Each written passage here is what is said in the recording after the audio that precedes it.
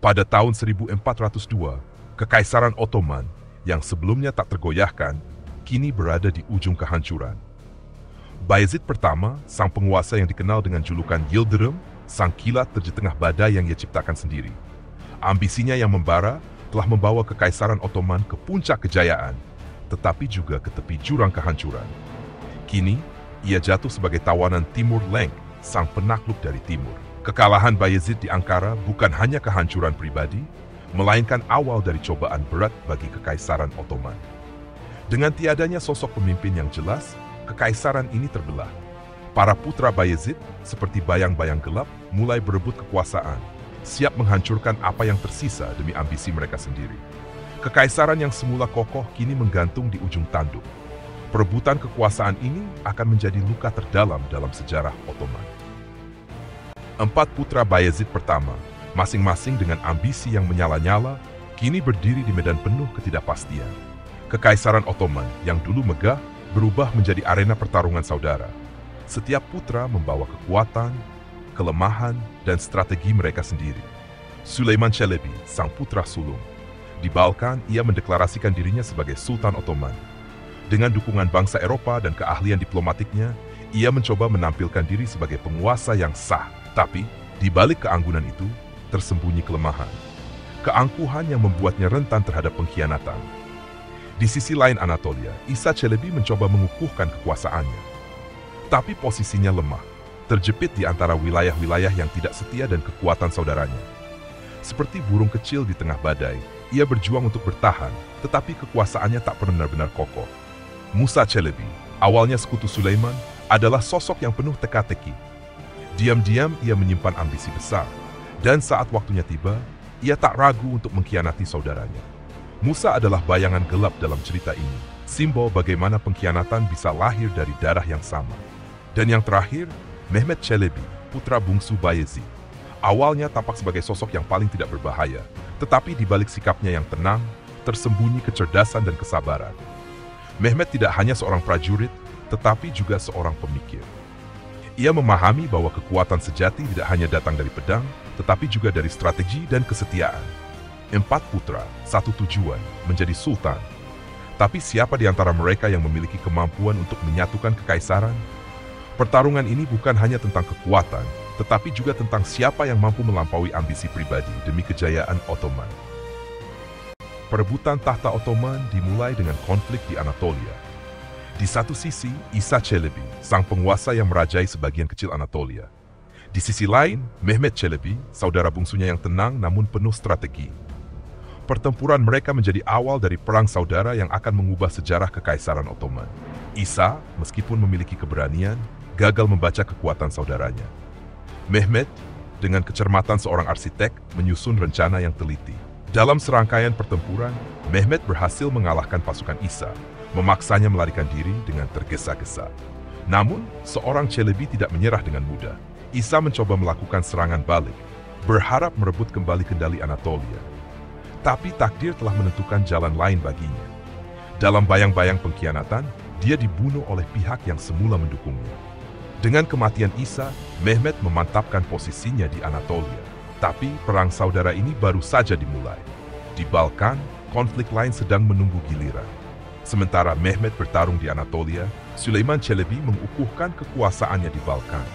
Dari Edirne ia memerintah dengan tangan besi, tetapi juga dengan gaya hidup yang mewah. Süleyman adalah penguasa yang tahu bagaimana memanfaatkan diplomasi, memperkuat aliansi dengan bangsa Eropa demi mempertahankan posisinya. Namun kemewahan ini memiliki harga. Süleyman menjadi terlalu nyaman dengan kekuatannya di Balkan.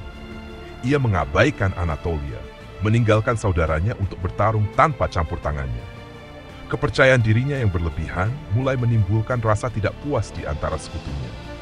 Sikapnya yang arogan dan gaya hidup yang berlebihan mulai memunculkan keretakan dalam aliansinya.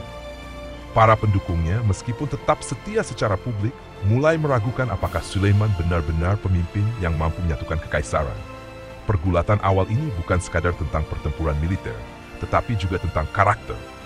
Mehmet yang strategis dan sabar, Süleyman yang berkuasa tetapi sombong, dan bayangan akan konflik yang lebih besar mulai mendekat. Balkan yang tenang berubah menjadi ajang pertempuran baru. Mehmet Çelebi, sang arsitek strategi, mengirim adiknya, Musa Çelebi, untuk menghadapi Süleyman Çelebi. Musa, seorang prajurit yang tangguh dan tanpa kompromi, membawa pasukannya melawan sang Sultan Edirne dengan penuh keberanian dan tekad.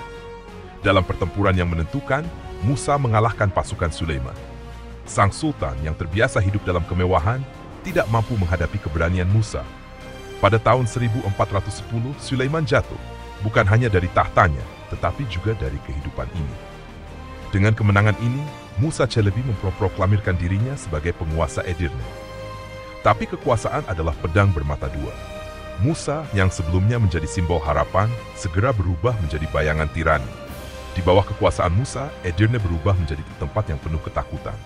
Kebijakan kerasnya membuat para pemimpin lokal merasa tertekan. Hubungannya dengan Kekaisaran Bizantium yang sebelumnya menjadi sekutu penting Ottoman memburuk. Musa memandang dunia dengan curiga dan ia memerintah dengan tangan besi.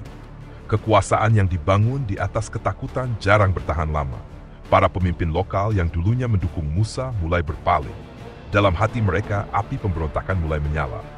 Mehmet Çelebi selalu sabar dan penuh perhitungan melihat peluang dalam kekacauan ini. Dengan hati-hati, ia membentuk aliansi dengan para pemimpin yang kecewa dan Kekaisaran Bizantium yang merasa terancam. Mehmet tahu bahwa masa depan kekaisaran ada di tangannya. Musa, dalam upayanya mempertahankan kekuasaan, justru mempercepat kehancurannya sendiri. Kekuasaan tanpa dukungan adalah seperti istana pasir di tepi laut, tampak kokoh, tetapi segera hanyut oleh ombak yang datang. Musa Çelebi dengan ambisi yang kini tak lagi tersembunyi, memproklamirkan dirinya sebagai Sultan Ottoman. Dengan panji-panji berkibar dan pasukan setia di sisinya, ia melangkah ke medan perang untuk menghadapi Mehmet Çelebi, saudaranya yang telah menjadi simbol harapan akan persatuan. Mehmet, sang pemimpin yang sabar dan strategis, tahu bahwa pertarungan ini akan menjadi puncak dari perjuangan panjang. Dengan hati-hati, ia memanggil sekutu-sekutunya, termasuk kekuatan dari Kekaisaran Bizantium. Sebuah aliansi yang tak terduga, tetapi sepenuhnya diperlukan untuk menghadapi Musa. Di Çamurlu, tanah basah oleh hujan dan darah, dua kekuatan bertemu dalam pertempuran yang menentukan. Musa, dengan keberanian yang hampir seperti kegilaan, memimpin serangan demi serangan ke garis pertahanan Mehmet. Tapi Mehmet, dengan ketenangan seorang ahli strategi, bertahan dan perlahan mematahkan serangan saudaranya. Keberanian Musa berubah menjadi keputusasaan saat pasukannya mulai goyah. Kelelahan, kekalahan, dan pengkhianatan di dalam barisannya sendiri mulai menggerogoti kekuatannya. Mehmet, dengan dukungan penuh dari sekutunya, memanfaatkan momen itu dengan serangan yang menentukan. Musa akhirnya menemui akhir tragisnya. Dalam pelariannya, ia ditinggalkan oleh para pengikutnya dan tewas di tangan takdir yang tak dapat ia lawan. Dengan kematian Musa, perang saudara yang telah mengoyak Kekaisaran Ottoman selama lebih dari 1 dekade akhirnya berakhir. Kemenangan Mehmet di Çamurlu bukan hanya kemenangan di medan perang, tetapi juga kemenangan atas kekacauan yang melanda keluarganya. Dengan darah saudara di tangannya, Mehmet akhirnya menjadi satu-satunya penguasa Ottoman. Tapi harga dari persatuan ini adalah luka yang dalam, luka yang akan membayangi kekaisaran untuk generasi mendatang. Dengan kekalahan Musa di Çamurlu, Mehmet Çelebi menyatukan Kekaisaran Ottoman. Tapi jalan menuju kemenangan penuh darah, pengkhianatan, dan rasa kehilangan yang tak pernah bisa sepenuhnya terhapus. Perang saudara Ottoman telah berakhir, dan Mehmet Çelebi kini berdiri sebagai satu-satunya sultan. Tetapi kemenangan di medan perang hanyalah awal dari perjalanan yang lebih besar, membangun kembali Kekaisaran Ottoman yang terkoyak oleh konflik dan pengkhianatan. Mehmet I, yang dikenang sebagai sang pemulih, memahami bahwa pedang tidak bisa menyatukan hati yang telah terpisah. Prioritas utamanya adalah stabilitas. Ia memulai tugas berat untuk membangun kembali institusi kekaisaran yang hampir runtuh dan memperbaiki hubungan dengan para pemimpin lokal, yang selama perang menjadi pilar kekuasaan yang terpecah-pecah. Dengan kebijaksanaannya, Mehmet merangkul mereka yang pernah menjadi musuhnya, bukan dengan ancaman, tetapi dengan janji akan masa depan yang lebih baik. Ia menawarkan perdamaian kepada para bangsawan yang sebelumnya mendukung saudara-saudaranya, menciptakan dasar bagi persatuan yang baru. Pemerintahannya juga ditandai oleh upaya memulihkan ekonomi. Kota-kota yang hancur akibat perang dibangun kembali, perdagangan yang terhenti mulai berdenyut lagi. Mehmet memahami bahwa kekuatan sebuah kekaisaran tidak hanya terletak pada pasukannya, tetapi pada kesejahteraan rakyatnya. Mehmet tidak hanya seorang pemimpin politik, tetapi juga seorang pemimpin spiritual. Ia memperkuat kepercayaan rakyatnya bahwa kekaisaran ini memiliki tujuan suci, sebuah misi yang melampaui konflik pribadi atau ambisi keluarga.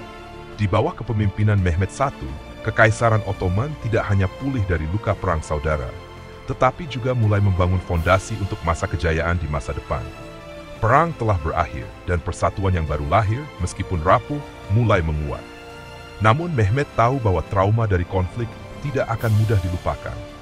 Perang saudara ini menjadi pelajaran pahit bagi kekaisaran, sebuah pengingat bahwa persatuan adalah harus dijaga dengan bijaksana. Dalam bayang-bayang masa lalu, ia memimpin dengan visi akan masa depan yang lebih cerah.